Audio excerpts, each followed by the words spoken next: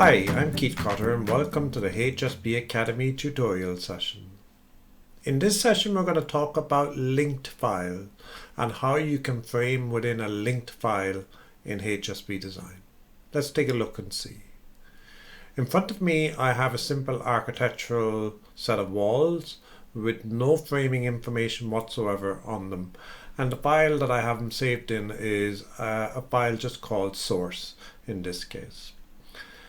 Now we're going to take a look in a separate file, and I just call this linked files as an example. And what we're now going to do is we are going to insert the linked file called source into our drawing.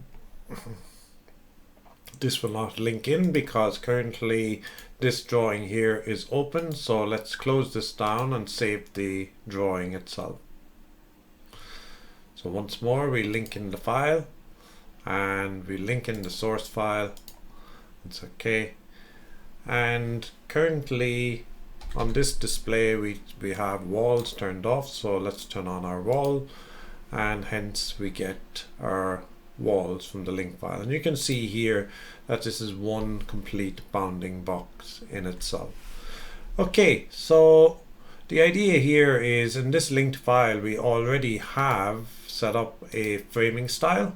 As you can see, I have a framing style already set up here, so we're going to use that particular framing style on this particular set of walls here as we speak. So under stick frame we now have, instead of adding item containers, you have the option to add item containers for linked file. And in this case we're going to select all my walls, and including this one, and finish it, and you will now see it attaches the item container for the linked file. One other step you need to then do is under match framing styles. You currently have the main walls in the model, but then you also have the linked file wall, and this is showing currently the linked file, and then you need to match your framing style to those linked file itself as well. And the last thing then that you need to do is select all the item containers and finish. And what you will then get is the ability to be able to frame your walls in a linked file. And we have all our walls framed. I'm Keith Cotter. Thank you for watching, and I hope to see you in future sessions.